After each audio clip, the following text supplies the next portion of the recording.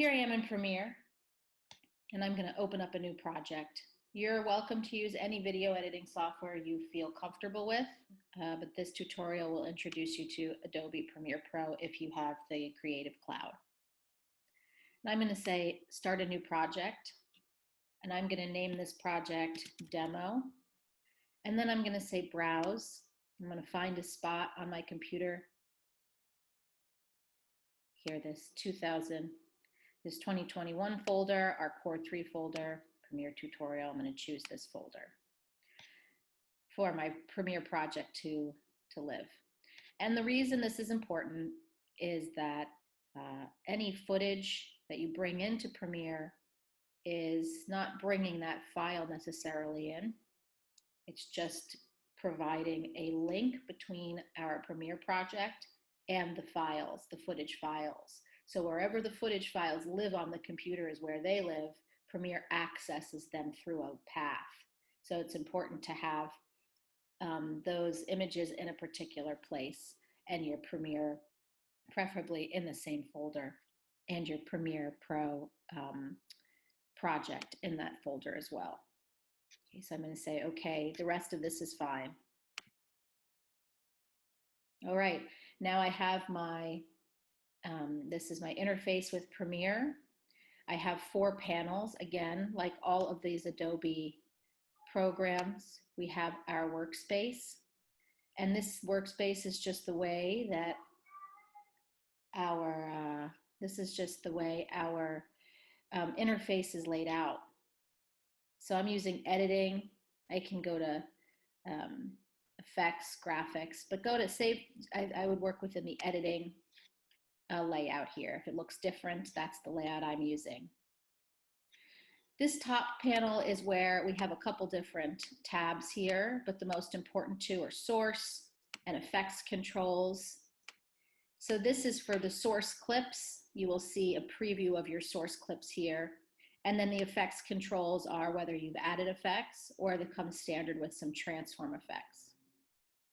Below this panel, we have our project panel.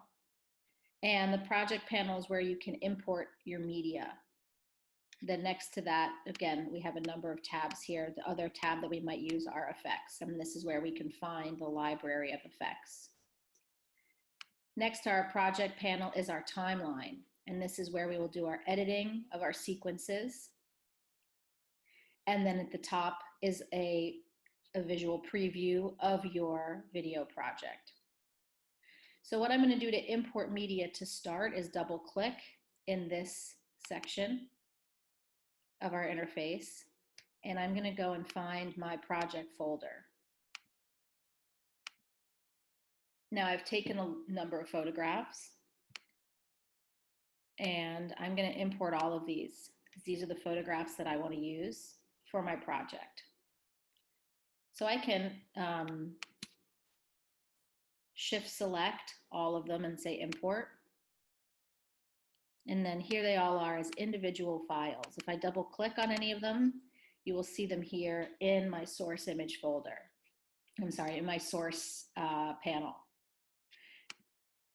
Okay, and you'll see also that there's a duration here.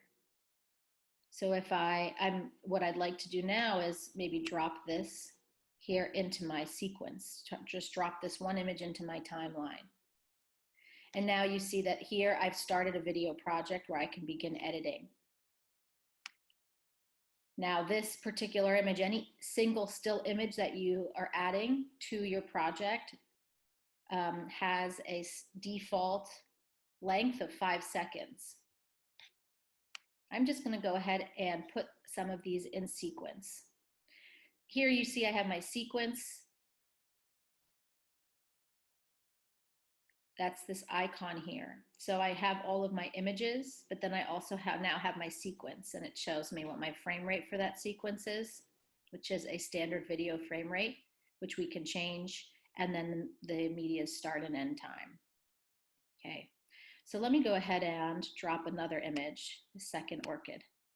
And what I can do is drop it, we have a couple different channels. If I drop this second image on top of that first image, it will overlay it. I can drop it right next to it. It will snap. And now I maintain this is a single channel. Channels are like layers. If I, let's say, and it will always snap to, this is called the playhead. And my clips will snap to the playhead. What I can do here, and let me show you the effects controls now. Now that I have footage that's in my sequence, I can go to the effects controls, and here's my main transform effects. Things like opacity, rotation, scale, position. So what I can do for opacity here, I can bump this down to 50%, and now you'll see that these two images overlay each other.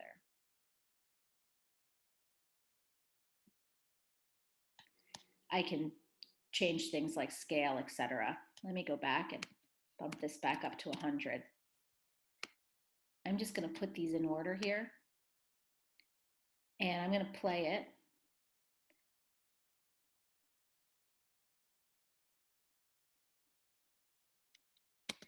And I might like 5 seconds. It has a slower kind of pace to it that might put me in more of a meditative state as a viewer. Here's my third image now. I'll put this in sequence.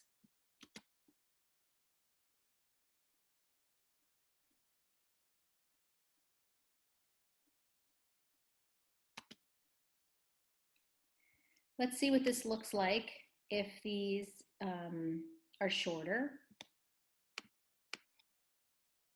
Maybe I'll do a different, so this is my orchid sequence. I kind of like it at 5 seconds.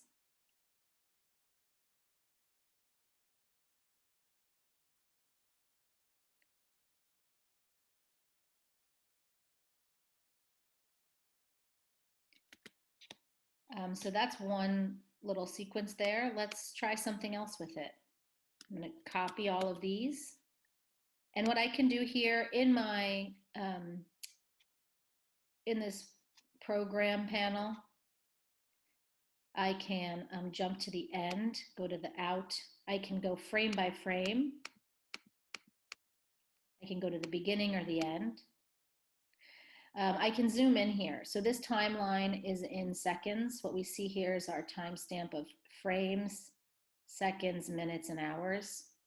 This scroll bar at the bottom is a way that I'm able to zoom in or out, and it will zoom in or out around the playhead.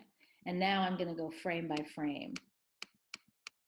Because this isn't video, we don't necessarily see anything changing frame by frame, but this is a way that we can zoom in and out to have better control over how we are editing our sequence. I can jump to a particular time here by just clicking in this. And let's say I want to go to 1 second in exactly. Well, my play had to be at 1 second. There we are. Now we're right at 1 second. Okay, so I'm going to go to the end and I'm going to say paste. Let's see if it copied, copy and paste. And now I have a second sequence of those same 4 images, but this time I want them to layer. So I'm going to pull these up, and have them each be in a different channel. And what I can do is I can extend each of the duration of each of these images. I can just click on the end of it and pull, and it will snap to the playhead. I will do the same for here and here. And now what I'll do is I will change the opacity to 50% for each of these images, and we'll see what this looks like.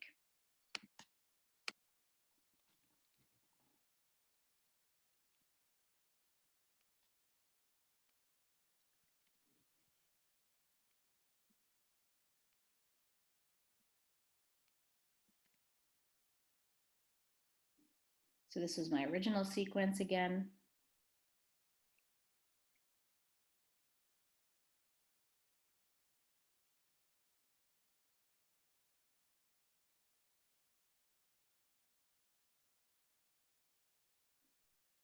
And now here the timing is the same, but now I have these images layered.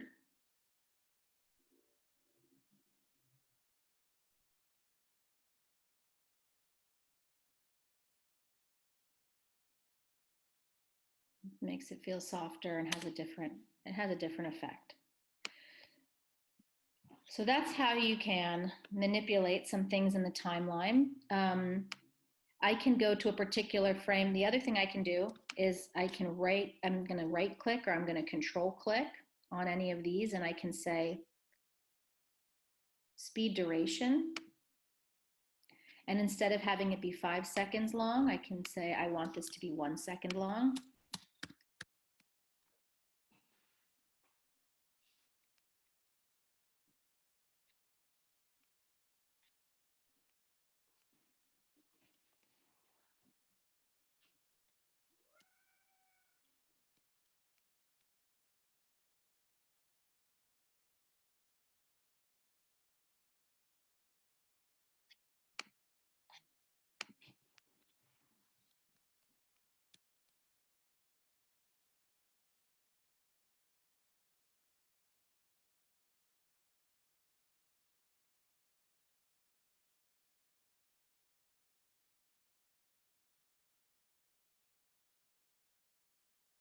Okay, so these are all now 1 second. Now I have this black space in between, and so this is what this will look like. We'll just have sequences of black.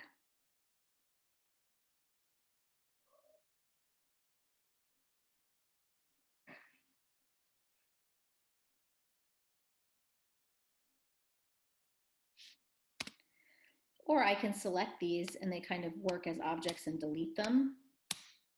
And that will get rid of that space in between these images.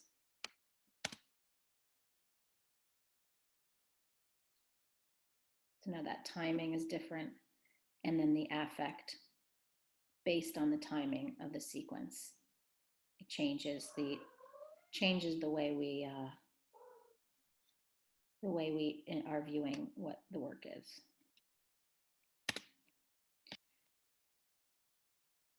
I'm going to pull now in two different, let me delete this. I can select anything from my timeline here.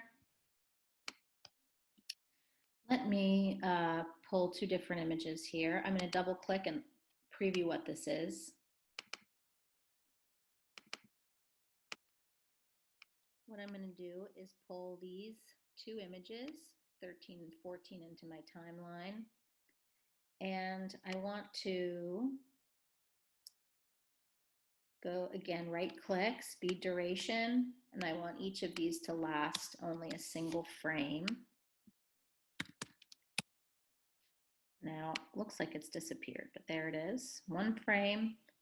Here again, right click, speed duration.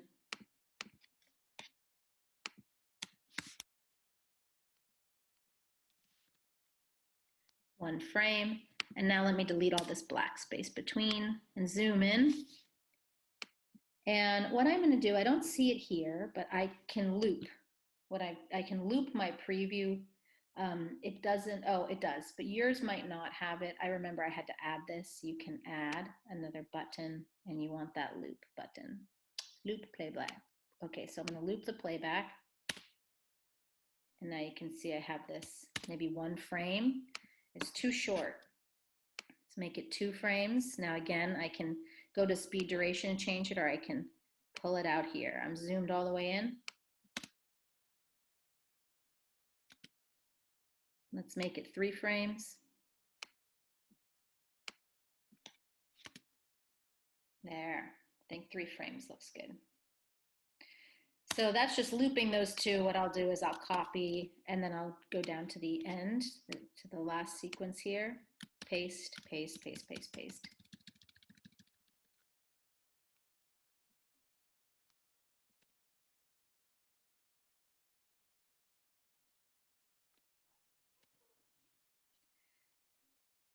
So again, speed, we're thinking about the duration between images and then the difference between those images, and then how that builds meaning or how that builds content.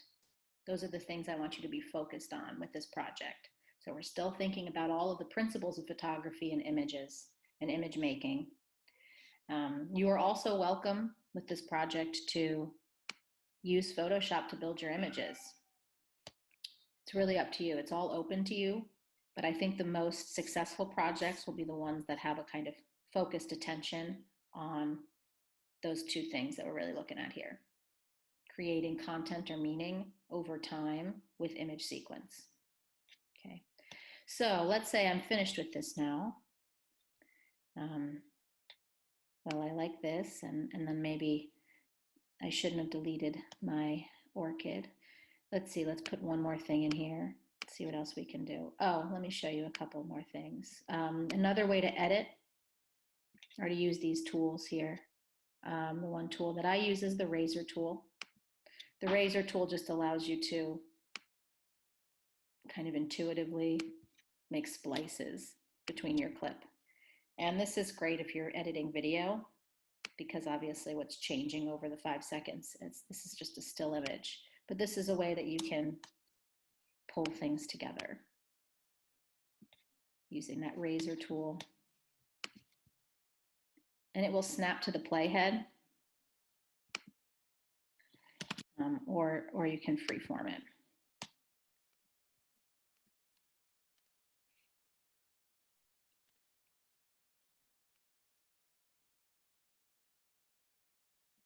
Maybe here I'll do the same thing that I did with that,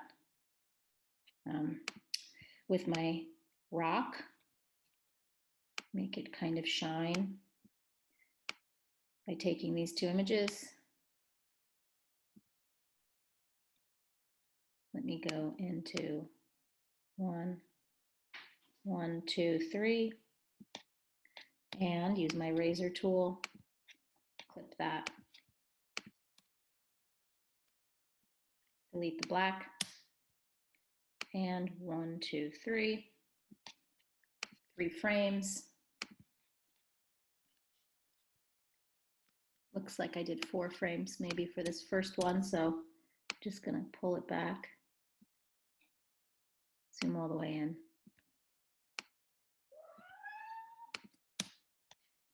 And then again, copy and paste. Copy, let's go to the end of my sequence, paste.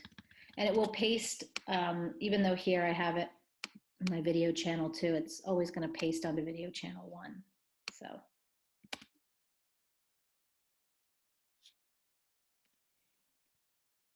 And that has a different feeling than the orchid, the slower orchid sequence we did first.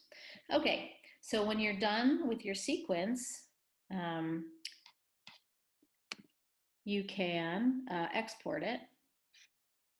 I'm going to save my progress here, and then I can file export my media. And what I want to do is find my, if I click on output name,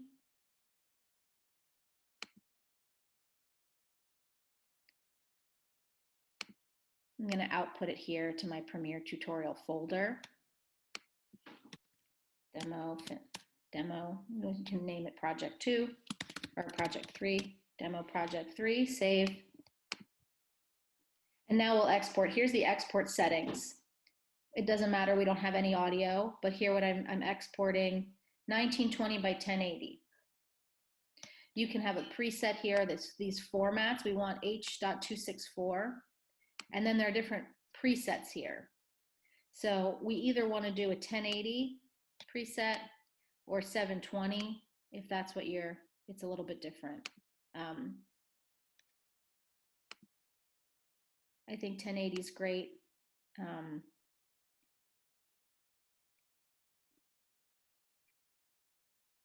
It's a good HD standard size, okay? But here also, those are the size of my images as well. So anyway, we have to see here this video settings, 19, I accidentally did something here, 1920 by 1080, standard size. And then I'm just gonna hit export.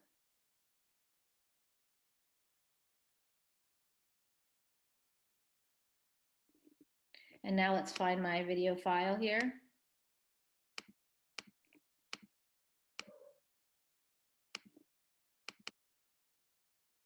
Okay, and now it's a video that we can upload to YouTube or Vimeo.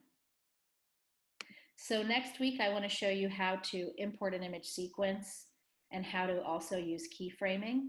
And then we'll also talk about how to upload these projects to Vimeo and YouTube. But again, get started collecting your content, taking your images, and start to build a project in your video editing software. I look forward to reading your proposals.